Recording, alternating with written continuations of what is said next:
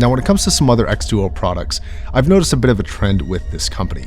They try to do, I think, a little bit too much. They end up being a jack of all trades while being a master of none. Now, it's generally speaking not advised to give your conclusion at the beginning of the video because people care about watch time and things like that. But I'm going to break that rule today. I ended up liking this product a lot more than I thought I would, and it does break the mold there. Now, I would appreciate it if you watch as long as you feel willing to, because I do think this is a great product, and I really want to talk about it and discuss some things going on with it and explain to you how I got where I got with it. In terms of X2O's house design, people either love it or hate it right now.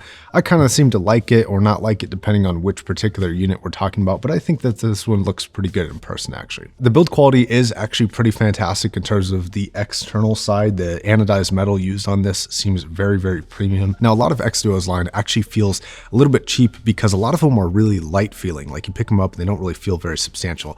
This is quite different. This actually feels very substantial in the hand, and not only being a heavy amplifier, it's also a fairly large amplifier.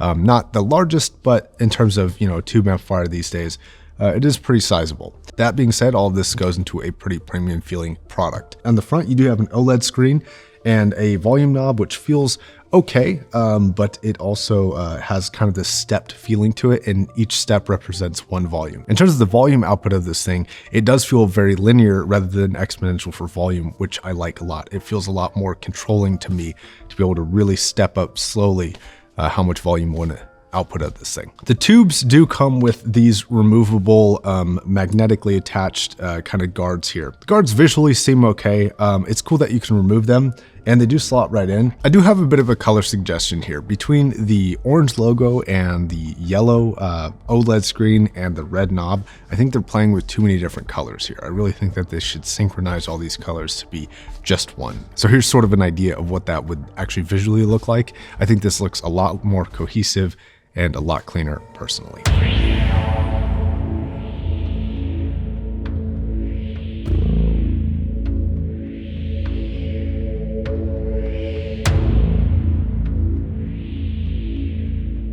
Now, in terms of features, you do of course have the big screen on the front, which doesn't provide a whole lot of information, and it's only this one color as far as I can tell.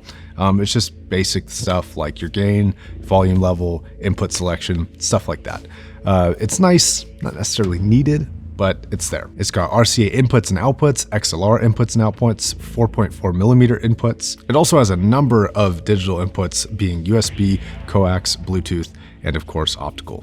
So it's got a lot of different features. Now, this thing is, again, running into that territory where it's attempting so many things, but does it actually deliver? And the answer is yes, it absolutely delivers, especially when it comes to the sound quality, which is probably what I'm most impressed with. When it comes to X2O and tube hybrid amplifiers, which this is, it is not a full tube, it is a tube hybrid, I have a bit of a mixed bag history with them. I do not really like a lot of their tube hybrid offerings that I've heard so far, this being the exception. Not only being the exception, but might be one of the best that I've heard today at any price.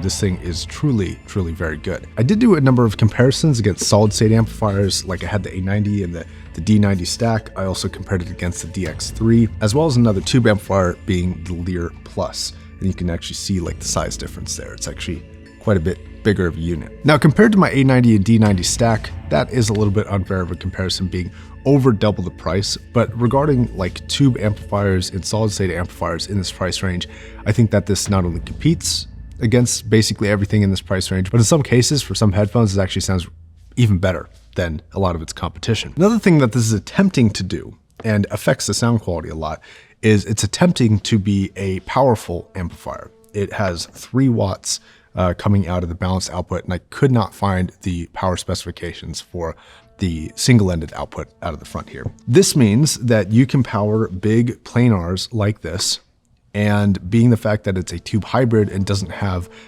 some tube characteristics with planars, like for example, some tube amplifiers cannot push planar bass, especially with a very demanding planar like this Diana TC, but this has no problem pushing the bass on this driver. These were 2 of the key headphones that I've been testing with, sort of my reference Diana TC, and of course the newer 660S2, which I've been making a few videos about and really enjoy a lot. One of the coolest sound characteristics of this device is its ability to basically have a transistor and tube simultaneously. It's very strange.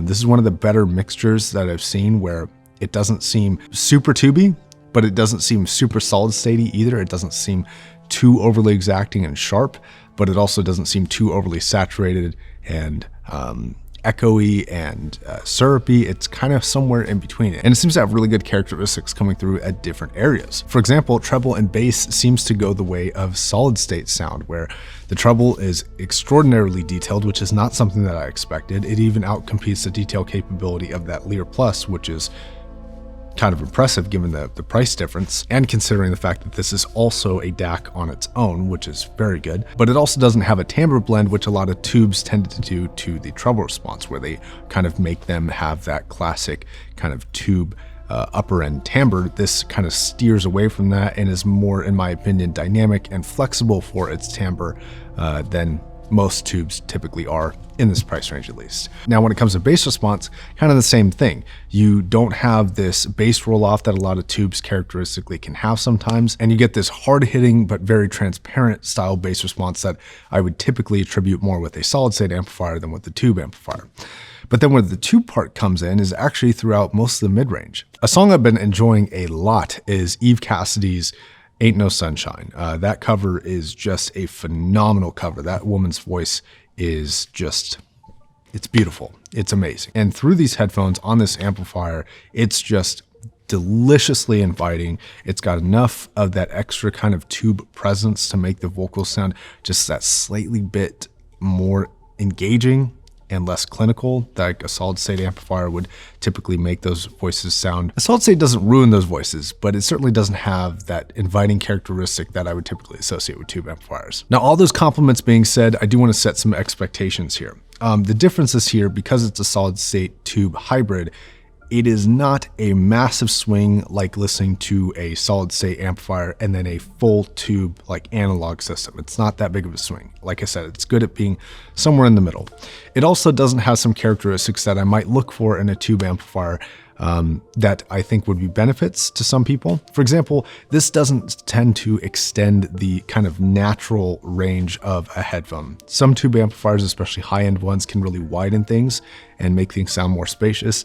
This doesn't really do that over like a standard solid state amplifier around this price point.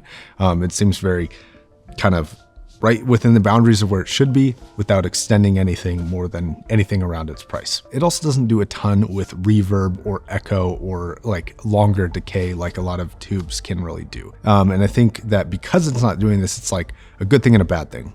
If you're looking for that, it's a bad thing, obviously.